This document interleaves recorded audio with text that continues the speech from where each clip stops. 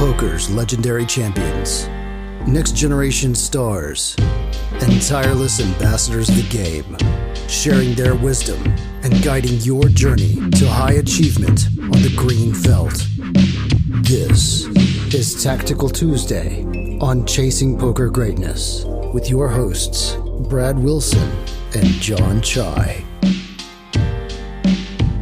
Welcome, my friend, to another episode of the Chasing Poker Greatness podcast. As always, these are your hosts of Tactical Tuesday, Coach Brad Wilson and Jon Chai. Jon, how are we doing, sir? Doing pretty good. Got a mix of online hands and one live hand today, so that the hybrid episode. Look at you. Just live streets, online streets, doesn't matter. Battling. Just to hype up the second half of this episode, the live hand is the biggest pot that I've ever played in my life. Nice. When did this go down? Last week.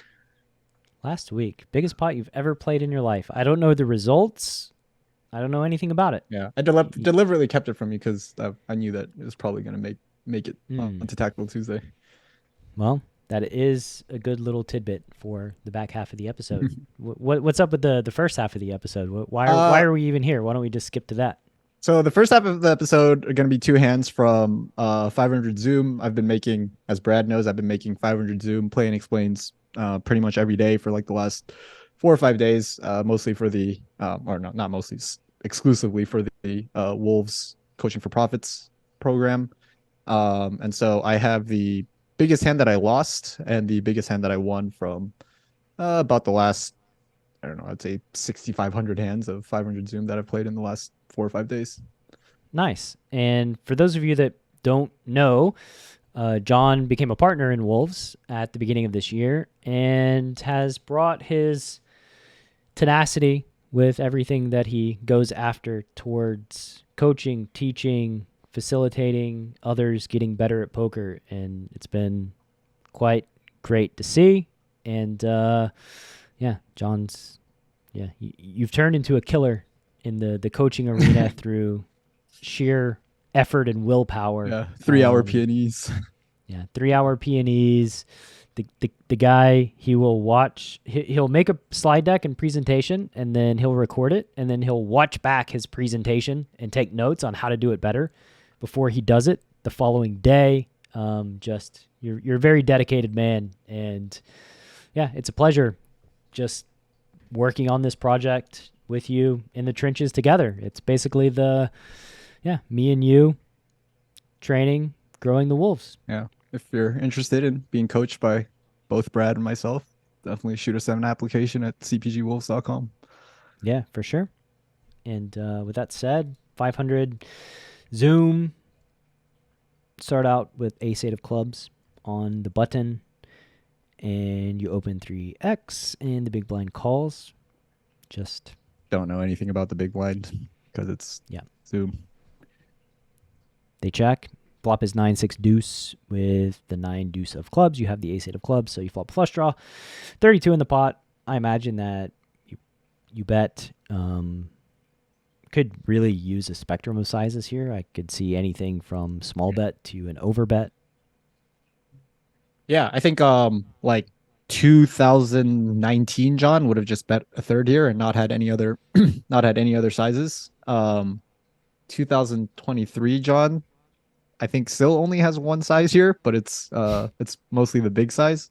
Mm-hmm. I think when I am going to see bet this board, I'm probably going to go, the 2/3 or 3/4 plus size. Overbet obviously is fine too. I've actually been facing a lot of overbets at 500 Zoom on these 9 high, 10 high, and jack high boards. So, unfortunately, it's not a strat that I really know how to play or even play against, and I'm kind of just working through it right now because I've been facing it so much at 500 Zoom. So I do not start with an overbet, mostly because I don't really know what I do afterwards. That's a good reason. By the way, if you're watching on YouTube right now, you'll probably notice that when Jon was saying the year, looked like he looked down at his clock. So that's how invested he is in the Wolves program. He doesn't even know what year it is. Has to check his calendar.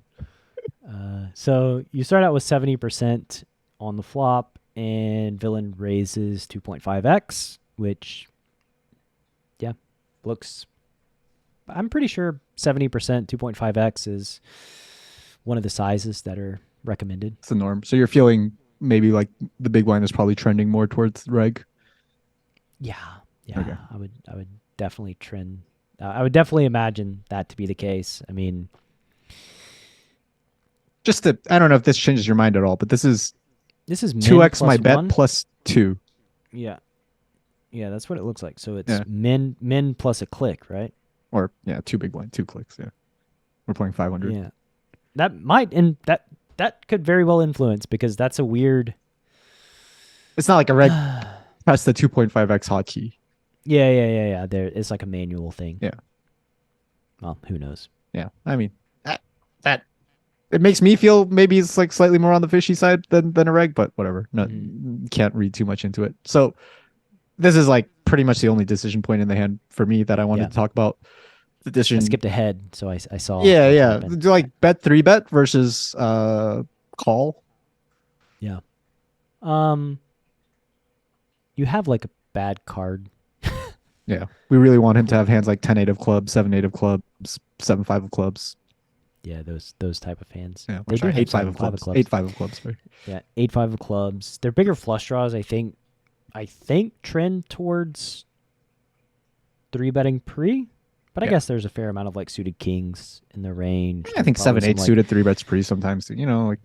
Yeah. Or there's probably 4-5 suited, 3-5 suited, 3-4 suited that you dominate, like the bottom end gut shot and flush draws. I mean, it's not like I can't imagine bet 3-betting like being a bad thing here. They also have like limited good hands. So they have 6s and deuces, probably like 6-9 suited. We have like 9 6s and deuces, all the over pairs. So yeah, like I'm leaning towards like your bet 3-bet just kind of being the way to go. Okay, this is pretty new for me. Simplifies everything. Like I think last year I wouldn't have even really considered bet 3-bet. But I've just been kind of like looking at these spots a little bit more where I see bet the nut flush draw and get check raised, and then I just felt like when I click call in these spots, I'm sort of just playing the rest of the hand on the defensive with like a hand that has like tons and tons of equity, and sometimes you're just getting bluffed off the nut flush draw by worse flush draws or open enders or gutters or stuff like that. And so I just thought like the nut flush draw specifically was a hand that I wanted to try experimenting, doing a little bit more bet 3-betting with, and was just kind of curious if you thought that this was an appropriate spot for it. And it sounds like you agree. Like it can't lose, right? Like it can't be like losing. So the real question is like, is it better than calling? Yeah. I don't really know the answer to that because like bet 3-bet again, like you said, it's pretty rare. Yeah. Just in general. But I don't know. Intuitively, it feels totally reasonable. And okay. Yeah. I mean, I would rather not have the 8 of clubs, but is that going to swing it to make call better than 3-bet? Probably not. But yeah. So I can get on board with bet 3-bet. Is that it? Does the hand end? Yeah, they just jam. Yeah.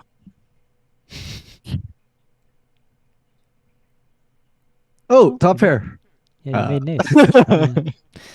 Well, yeah, not doing too well against a set of deuces. Yeah. Say lovey. Let's go to hand number 2. Yeah. By the way, there's 2 hands before the break. John's packed this one full of hands. I was just like, I think that's also a really good indicator of how good I'm running. That the biggest pot that I've lost, I mean, I've gotten stacked lots of times for 100 bigs, but those are the biggest pots that I've lost, or 100 bigs. So that is pretty good. Yeah. Actually, that is pretty good. Only losing 100 big blinds. So you 3-bet 6s from the small blind. I assume this is bottom. Yep, it's probably this is the Has lowest to be the pair. bottom. Yep, that I'm 3-betting small blind versus button open. Ooh, cold 4 for the big blind. Small cold 4. Ooh, Okay. Feeling good. Yeah. This is again, the conversation about this hand is pretty early on. There's not a single hand that I'm folding to this size cold 4. When we're, I guess we should mention for the podcast listener that we're about 250 big blinds effective with the big blind, and the big blind does the normal cold 4 size had the button, me, and the big blind all been 100 big blinds. This is just like what I would have expected. But given that I'm so deep with the big blind, I just can't imagine a single hand that I'm 3-betting that I'm going to fold for this size. King queen off. Huh? King queen off. That's the one. I would fold king queen off. I flop 3 queens or 3 kings or a straight. Like there's so much money behind. Yeah, well, Yeah, okay, fine. King queen off. Maybe there's like one offsuit Broadway, right? But like really just like, suited connectors, suited broadways, suited aces, pocket pairs. Yeah, there's just not hands that you're going to be folding getting this price at this depth. Like they cold 4 to 112, you 3-bet to 55, so you're getting close to 2 to 1 and you're over 200 big blinds deep. So, yeah. I agree. You're not folding here. so my question is in the big blinds position, like what does he prioritize here? Because if he 4-bets to a bigger size, much bigger than this, then like he's essentially saying he's committing 100 big blinds because he's not going to fold facing a jam from the button. So at some point you raise so big that you're essentially raising to 100 big blinds, even though you're not, right? Mm-hmm. I think you would just you would expand your cold 4-bet range here from the big blind facing button that has 100 and small blind 3-bet that has over 200. Uh-huh. I think you would just cold 4-bet more hands here. Okay. Seeing as like you're going to call quite wide, which lets him go. You're going to call quite wide and you're going to 5-bet very, very rarely. So like, suited aces, suited connectors, suited broadways, I think just all make decent candidates. Ace queen off, pretty easy cold 4-bet, I think. Okay. So your solution is not to change the 4-bet size, but to change the range with which you cold 4-bet. Yeah, I think so. That's Okay. what I would do. And kind of one of the cons of doing that is that should the button jam, it's a little bit more painful, right? If you're cold 4ing a wider range that you're planning on 4-bet folding. But I'm guessing what you're going to say is that the button jamming is a fairly rare occurrence. Quite a rare event because they've not only do they have to worry about the threat of the cold 4, they've got to worry about the threat of the 3-bet too. Sure. So like, they just aren't going to get to like jam Right. low equity hands. It's going to be something like, if they're feeling frisky jacks plus an ace king, more likely queens plus, like half jacks they fold, half jacks they jam. Okay. I would imagine. Okay. So yeah, like, and the fact that like you're going to call super wide, I think from the small blind leads to the big blind in increasing their cold 4-bet range because Sure. they're just going to have more equity against your calling range. So you mentioned that you'd be throwing in more suited aces into the cold 4 range. Are there any other kind of big categories of hands that you would start cold 4ing in this situation that you wouldn't at 100 big blinds? I'm not sure. Most of the suited broadways, like jack 10 suited, suited connectors, 5-6 suited, 6-7 suited, pocket pairs, I'm less sure about. Maybe like 9s plus,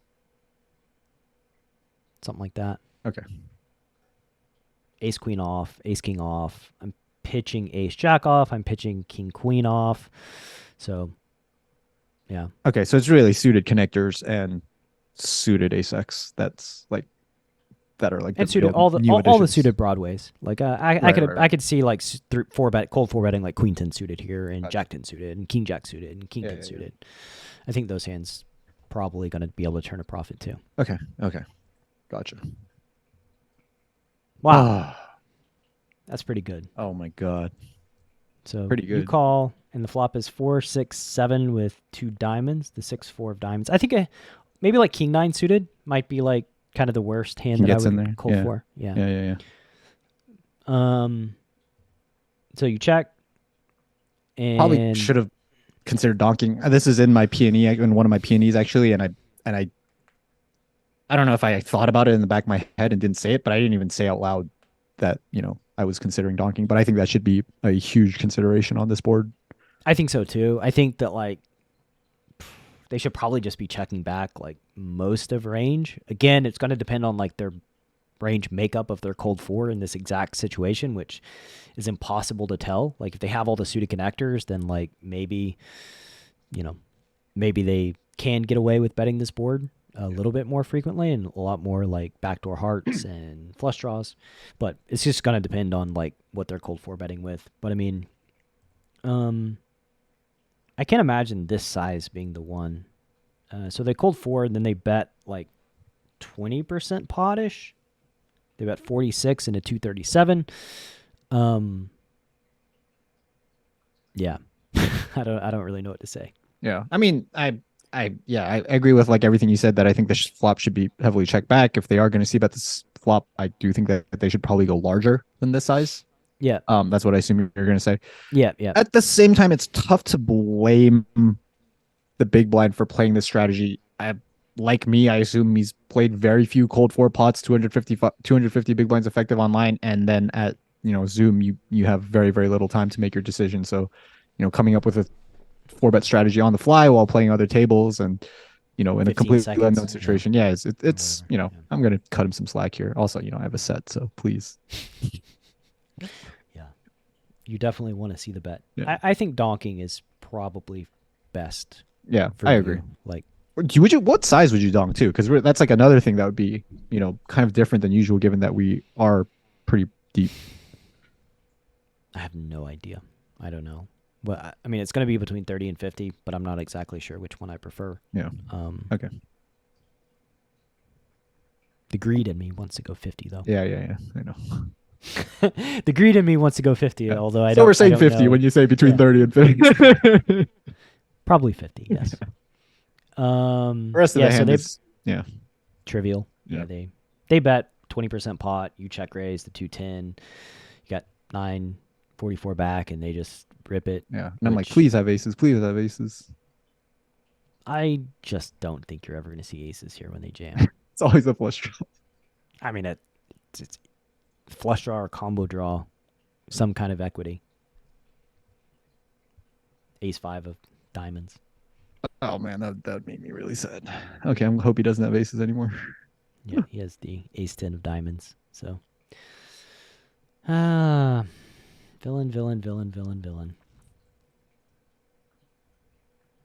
Can't really blame him, I guess. What can he do? I mean, he has the net flush draw, got check raised, and beats a lot of combo draws. Sure. Has good equity against whatever. Yeah. So just gets the jam. They're not flush. Well, sucks to be you, villain. Ran into the set, which is probably pretty rare occurrence considering like, 6s and 7s is like a very small portion of your range. Right. This is like the worst case scenario for him. Yeah. And the worst case scenario for him is like not even that bad. Right. So you do manage to hold though for the podcast listener. Turns an ace, river's a 3. They have ace 10 of diamonds, so you scoop a 500 big blind pot. Yeah. Luckily, you faded it. Else, this would have been the biggest pot you lost. Yeah. We would have had to do a different hand for the biggest pot I won. Yeah. All right. Good stuff. Coming up after the break, John with his biggest live poker pot that he's ever played. Biggest pot, period. Yeah. Biggest pot, period? Yeah. Well, that makes sense. Stick around. It's hard to play bigger than, yeah. Yeah. Are you a lone wolf searching for the ultimate pack? The CPG Wolf program is a close-knit brotherhood hell-bent on one thing only: chasing poker greatness. Powered by bleeding-edge wolf strats and led by Coach Brad and his lieutenants, CPG Wolves are systematically prepared for almost any spot they'll encounter on the green felt. If you want to plug into an elite team and have a step-by-step game plan to realize your full poker potential, you can apply at cpgwolves.com. Space is limited, and the pack is only as strong as its weakest member. So only the hungriest, grittiest, and most driven will be accepted into the program. Applications are open at cpgwolves.com. All right. Welcome back. We have this live hand all queued up. And looks like you have red aces, That's what do they say about aces in live poker? You either win a small pot or lose a big pot. Is that what they say? That's what they say. Oh. I've heard that. We're trying to turn that around today. Let's try to turn it around and see if... Looks like you have 13K behind. Villain also has 13K, so we're looking at a possible 26K pot. Yeah, he has me covered. I have 13K. Oh, yeah. He has infinite. So you're playing 20-40? Yeah, 10, 20, 40 with a $20 big blind ante. Villain Okay. had just sat down at the table maybe 10, 15 minutes ago. $20 2040 with a $20 big blind ante. Yeah, so the 40 is a mandatory straddle, and there's a big blind ante. Oh, I got it. It's Yeah. a weird structure. All right, so open a 3x 120. You have red aces. I'm assuming you're gonna 3-bet to like 400. Ooh, good call. Do you want me to give you like a little rundown on who this guy is? Or Sure, at go least for what it. I think he is? Yeah, Yeah. go So for it. he had just sat down at the table about 15 minutes prior. Hadn't really played very many hands, or really any hands of note. Kind of younger, Asian, sunglasses, beanie. Couldn't tell if he was a pro or not. He had sat down with like somewhere between 25 and 30K. I don't know if that makes him trend more towards pro. Yeah, that's about all I had. Wow. Thanks for that. Thanks for juicy material. waiting up so I could give you all that. Yeah, important thank you information. for stopping the show so you could say a bunch of things. Hey, that- look, I was just it's not like a total fish or something, you know. I guess that's what I wanted to get out of the way. Got it. All right. The beanie. Have to mention the Sunglasses, beanie. beanie. Sunglasses, beanie. Happy day. They 4-bet to 2K. Yeah. And so you're just going to pure call, I imagine. Yep. Not gonna have a 5-bet range, pretty much ever, unless I'm 5-bet jamming at like 100 bigs effective. So, gonna pure call here with the aces and try to set the trap. Yep. And for the podcast listener, again, he's 13K deep. He 3-bet to 400 and got 4-bet to 2,000. He snapped 4-bet to 2,000 when it got back to me. He didn't even he just waited for everyone to fold in between us and then just boom, 2K. Yeah. I don't know if that leans towards pro or not, by the way. You think should that make me lean towards 5-bet? Possible. Right? Definitely a reasonable thought. Yeah. But we're here now, so you're calling. So basically, if let me just stop the show again, real quick. We interrupted the show to say that you didn't think that villain was a fish, but now there's a serious data point that leads us to believe that maybe. Well, what's wrong with Snap 4-betting the spot? Maybe he's just so in tune, he just knows his pre-flop ranges and just acts really quickly. So studied 300 big blinds deep that, from 5x 4-bet out of position, 300 big blinds deep, when you open UTG +1 and get 3-bet from the cutoff. Yeah, maybe that's the case. I don't know. No. I mean, he acted very fast on every street. I'll give him that. So did he? Yeah. Maybe he's got a supercomputer upstairs. Just up his butt, vibrating. That's downstairs. That's not upstairs. Wrong direction. Flop is pretty good. I mean, I can't really imagine this board being super threatening. 8-6 deuce rainbow. Yeah, really happy. Really happy. Oh, check. what? He checks? Come on, man. That's odd. So SPR is around 3. I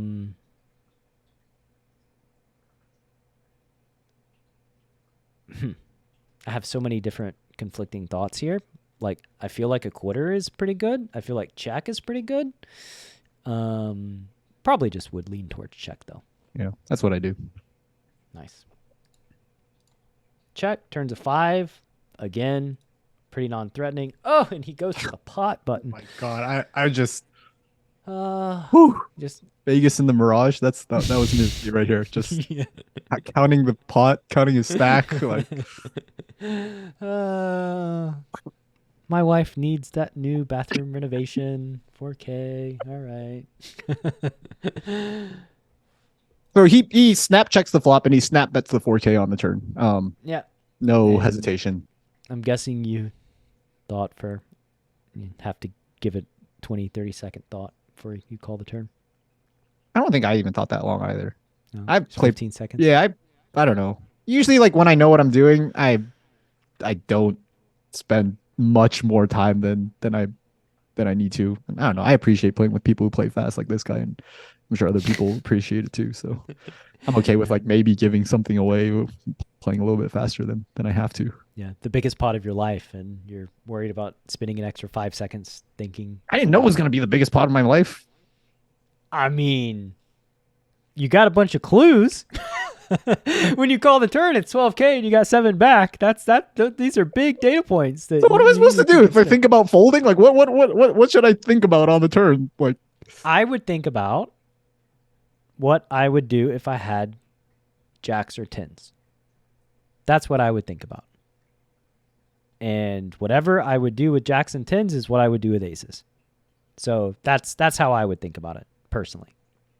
If you think you're going to take your time and it's going to be relatively painful with jacks and tens, then that's the amount of time I would take with aces. I would just call the turn with jacks and tens. All right. Then I guess it's not painful. Yeah.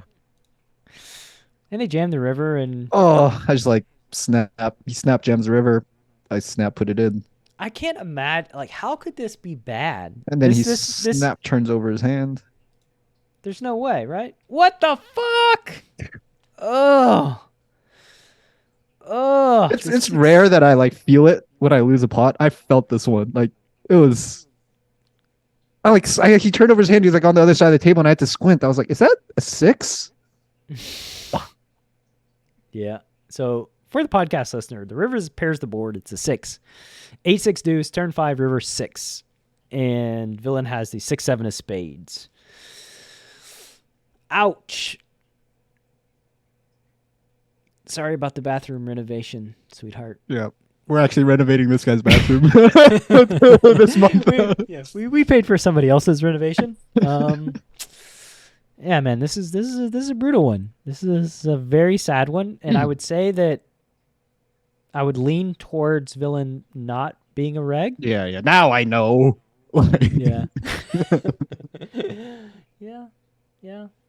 The 2K snap 2K preflop also feels pretty important, but they just knew, They have the 6-7 of spades, and yeah, potted the turn. Golly, what a brutal hand, John. That is very sad. I've actually the 3 biggest pots I've ever played in my life. I've lost all 3, so I don't know if there's there's anything I can learn from that. I'm just surprised that it wasn't a 4-liner and they jam the river and you just like stare at the board forever. I would have snapped on a 4-liner. I know you would have. I know. And it wouldn't have worked out well. It wouldn't have worked out. Well, that's life, as they say. Yep. Just reach into my pockets. Hope I have a couple more flags in there. Reload. Yeah. Well, whatever. Time to turn it around and win the next 3. No, I just like I like this game lasted like 15 extra minutes, and I went home and played 500 Zoom for like 3 hours and made like $200. Oh, the game broke?